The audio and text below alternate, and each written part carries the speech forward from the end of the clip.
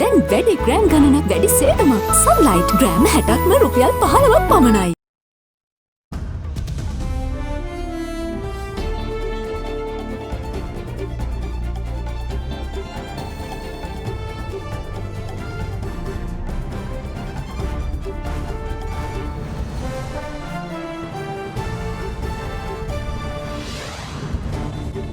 Tonight, walk the talk.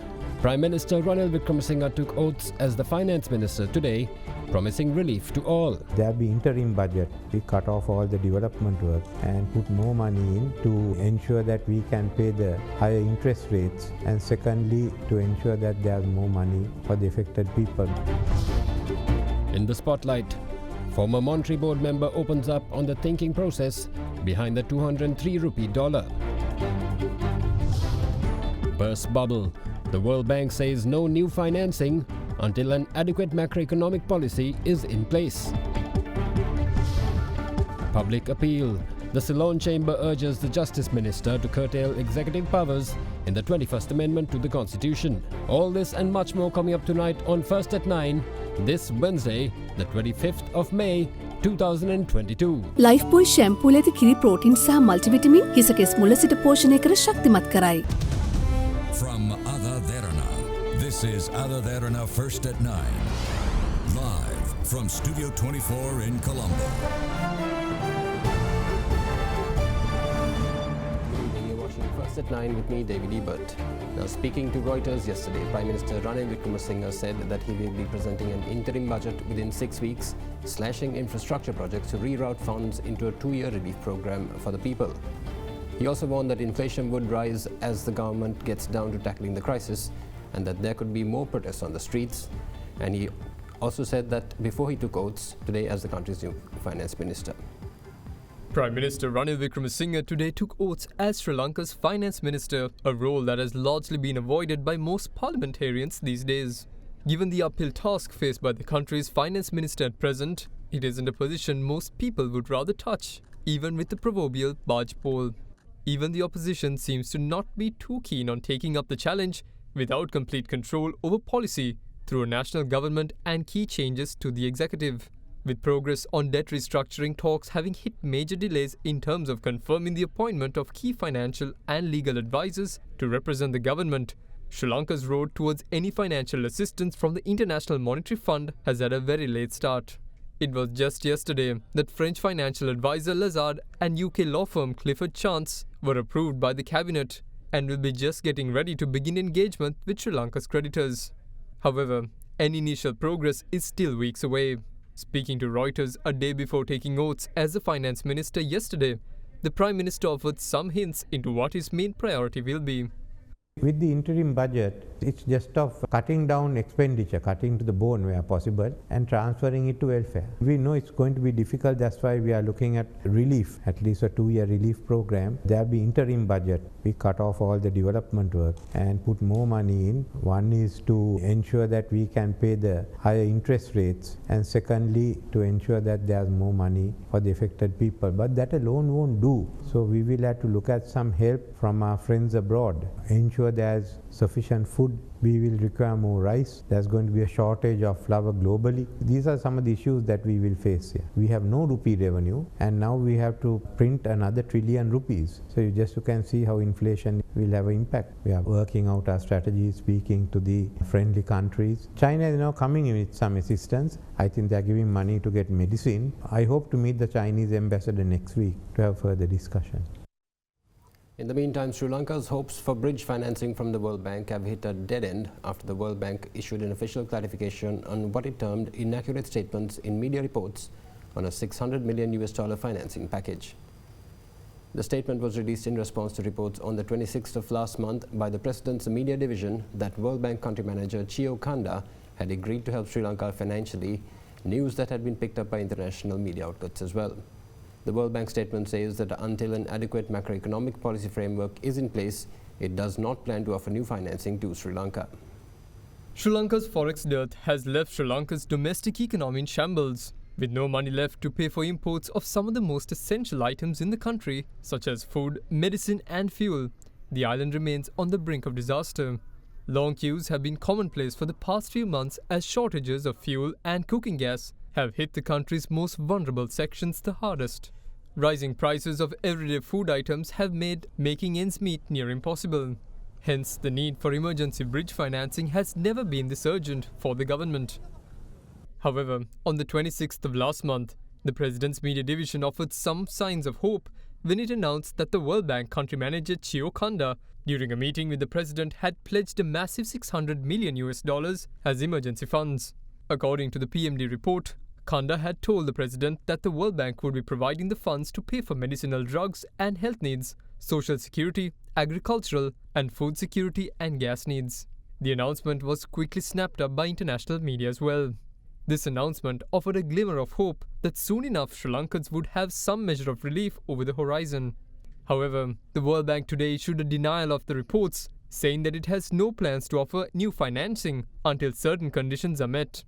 The statement says that recent media reports have inaccurately stated that the World Bank is planning to support for Sri Lanka in the form of a bridge loan or new loan commitments, among other incorrect assertions. It added that the World Bank is concerned for the people of Sri Lanka and are working in coordination with the IMF and other development partners in advising on appropriate policies to restore economic stability and broad-based growth. Further, it says that until an adequate macroeconomic policy framework is in place, the World Bank does not plan to offer new financing to Sri Lanka.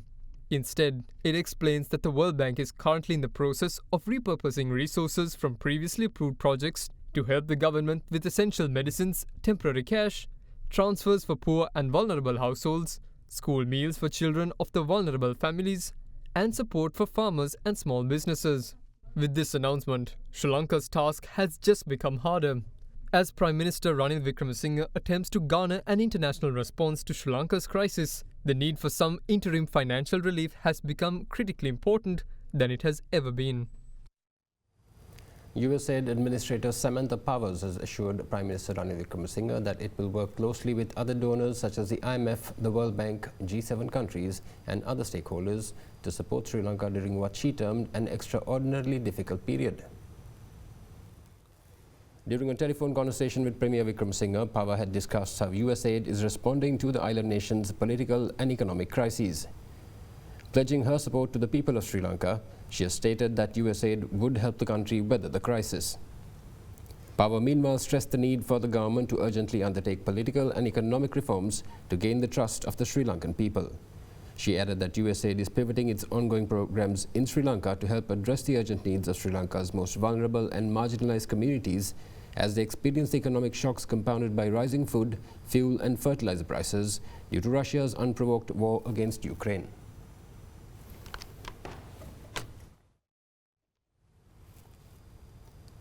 Now, the Committee on Public Enterprises today heard from Monetary Board member Dr. Rani Jayama today on the reasonings behind the pegging of the exchange rate at Rs 203 for an extended period. In response, Dr. Jayama pointed out that due to the Monetary Board's being at quorum, 3 votes were sufficient to shut down any opposition.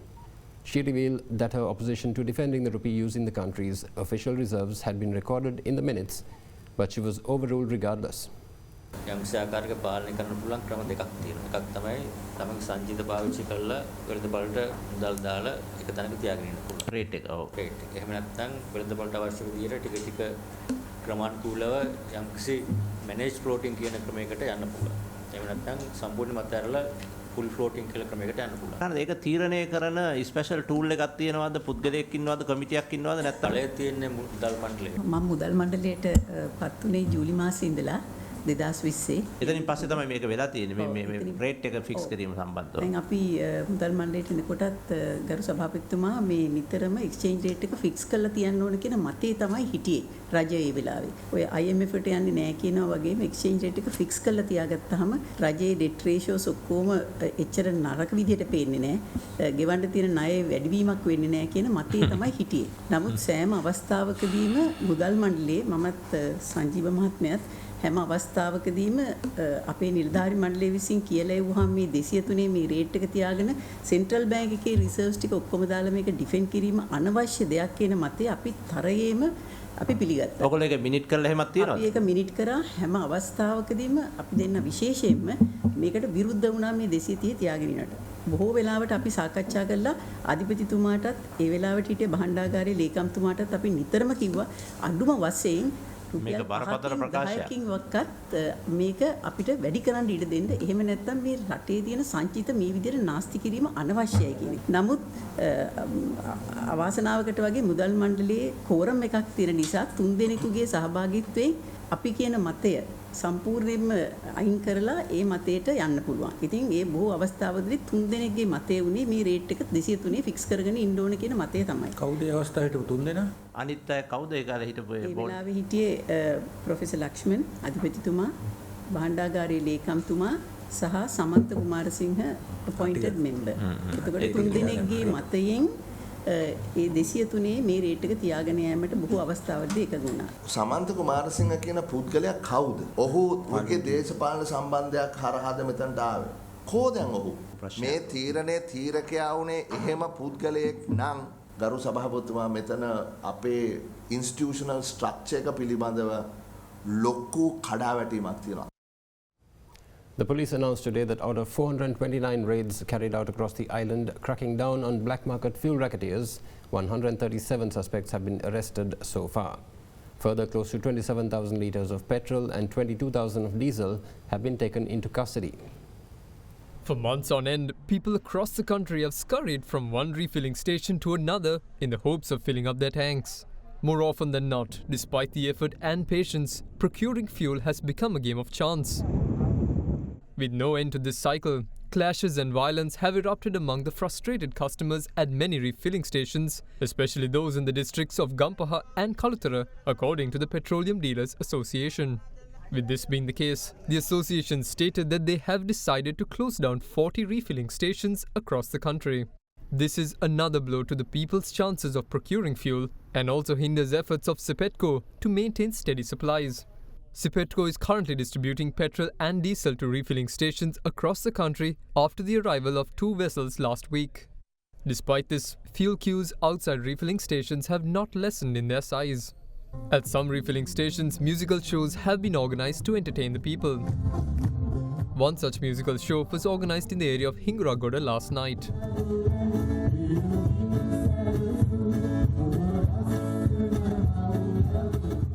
In this time of despair for many, there are however some who have been trying to exploit the crisis to make a quick buck. One such incident was put to stop by the police when they arrested a 41-year-old man in Haputale for purchasing 41 litres of petrol to sell it at a higher price. Lanka කනිතෙල් නීතික සංස්ථාව මගින් දෙවන පුරා පිහිටි ඉන්ධනහල් වෙත බෙදා හරිනු ලබන ඉන්ධන අධික මිලට අලෙවි කරමින් කටයුතු කරන පුද්ගලයන් පිළිබඳව පොලිසිය විසින් වැටලීම් ආරම්භ කරනු ලැබුවා. ඒ අනුව මේ වන විට සැකකරුවන් 137 දෙනෙක් අත්අඩංගුවට පත් වෙලා තිනවා. ඒ වගේම පසුගිය කාලය තුල වැටලීම් 429ක් පමණ දිවින පුරා ක්‍රියාත්මක කරා. මේ වැටලීම් වලින් සොයා ගන්නු ලැබුවා පෙට්‍රල් ලීටර් 27000කට ආසන්න සංඛ්‍යාවක්, ඒ වගේම ඩීසල් ලීටර් 22000කට ආසන්න සංඛ්‍යාවක් ඊට වැඩි සංඛ්‍යාවක් සොයා ගැනීමට හැකියාව ලැබුණා.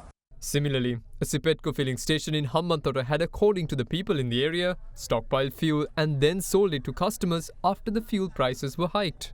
Protesting against the injustice, the people in the area set up a protest site demanding for fuel.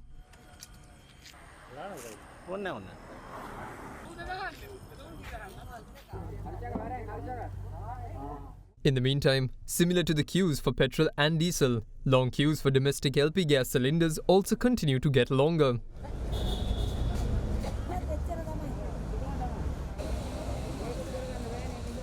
Despite this, Litrogas Lanka Limited continues to urge people not to queue up as there are no stocks available for distribution today.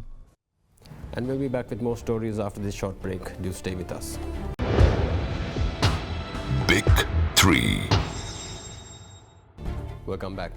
Now, the Samagi Jan Balavege, while expressing a support for the positive measures taken by the government, says that it is concerned over the fact that the 21st Amendment has not curtailed the powers of the President, violating the purpose of bringing about the new amendment. Meanwhile, MP of the National Freedom Front, Vimal Veeravansa, says that the 10 independent political parties have decided to form an alliance in order to maneuver through the current political and economic crises. The country's economic crisis, which began to take root from early this year, has caused a political crisis as well.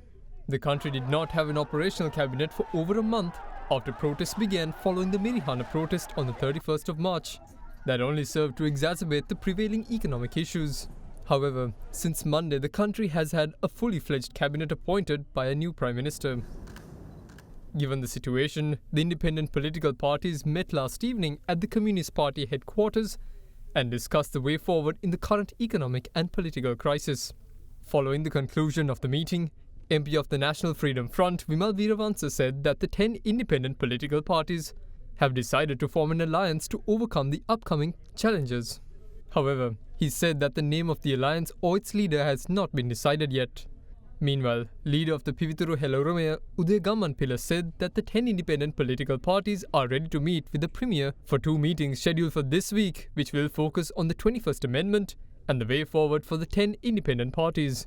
ඊයේ අමාත්‍ය මණ්ඩලයට ඉදිරිපත් කරපු 21 වන ආණ්ඩුක්‍රම ව්‍යවස්ථා සංශෝධනයේ කෙටුම්පතක් අධිකරණ අමාත්‍ය විජේදාස රාජපක්ෂ මැතිතුමා විසින් අපේ පක්ෂ නායකයන්ට එවලා තියෙනවා. ඒ ගැන සාකච්ඡා කරා. ඒ වගේම අගමැතිතුමාගේ ප්‍රධානත්වයෙන් මේ කෙටුම්පත ගැන සාකච්ඡාවක් ලබන සිකුරාදා පැවැත්වෙන බව අපට දැනුම් දීලා තියෙනවා. ඒ වගේම අපේ පක්ෂ 10ට අගමැතිතුමා සමග සාකච්ඡාව බ්‍රහස්පතින්දා හවස අගමැතිතුමාගේ කාර්යාලය පවත්වන්න බවට අපට දැනුම් දීලා තියෙනවා. සාකච්ඡා දෙකටම අපි සහභාගී වෙන්න තීරණය කරා. In the meantime, the main opposition party, the Samagi Janabalavega, expressed concerns on the fact that the 21st Amendment is being put forward whilst keeping the powers of the president intact.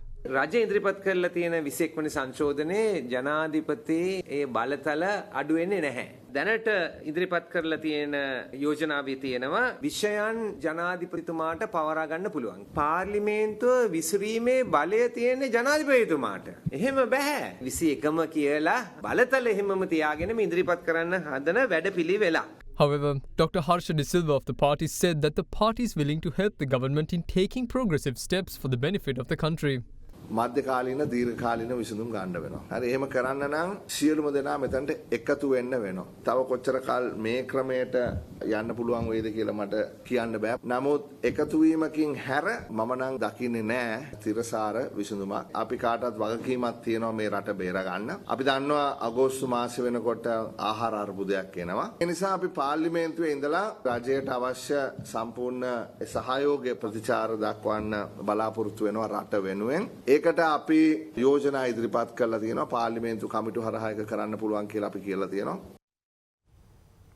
Now, additional Solicitor General Ayesha Jinasena, making a special statement before the Fourth Magistrate, said today that despite intelligence being passed down to the senior DIG of the police, Deshabandhu Tendakun, regarding the possible clashes that could occur between SLPP supporters and the Golf Face protesters, he had not taken any action against it.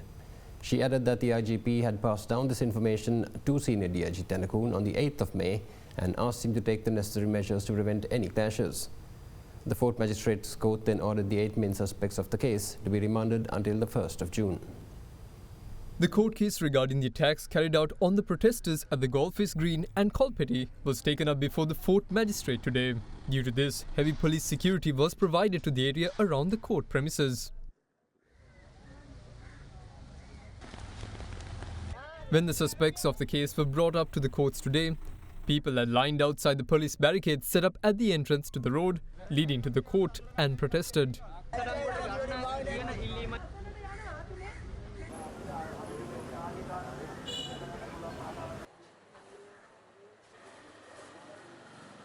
Once the case was taken up before Fourth Magistrate Tilina Gamage, Additional Solicitor General Ayesha Jinasena made a special statement regarding the travel ban that had been slapped on the suspects.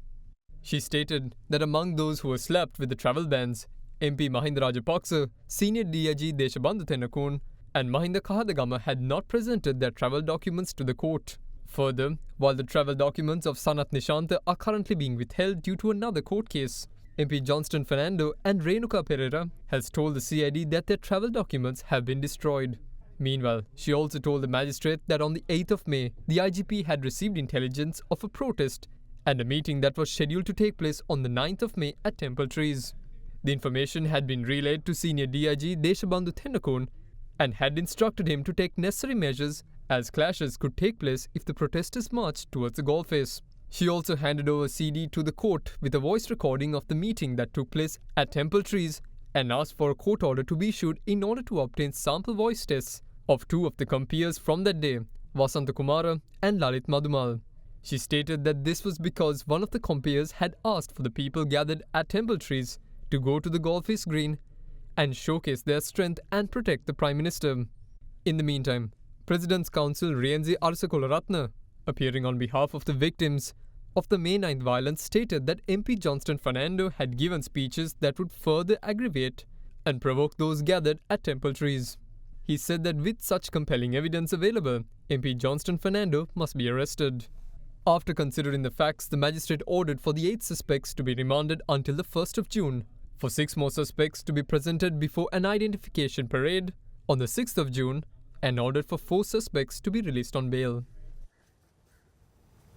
Now, Mohammed Ibrahim, the father of 2 of the attackers who detonated suicide bombs at 2 hotels in Colombo on Easter Sunday 2019, has been granted bail today by the Colombo High Court. Ibrahim, a prominent spice trader in the country, was taken into custody for concealing evidence soon after the attacks. The local spice tycoon's 2 sons, Mohammed Ibrahim Ilham Ahmad and Mohammed Ibrahim Insaf Ahmad, had attacked the Shangri-La Hotel and Cinnamon Grand in Colombo respectively as a part of the series of suicide bombings executed almost simultaneously by local extremist organization National Tawhid Jamaat. The attacks were orchestrated by the ringleader of the terror group, Zaran Hashim, who executed the blast at the Shangri-La Hotel, along with Mohammed Ibrahim Ilham Ahmad. The country was left devastated and following the bloodshed, which claimed lives of more than 250 and injured at least 500 others.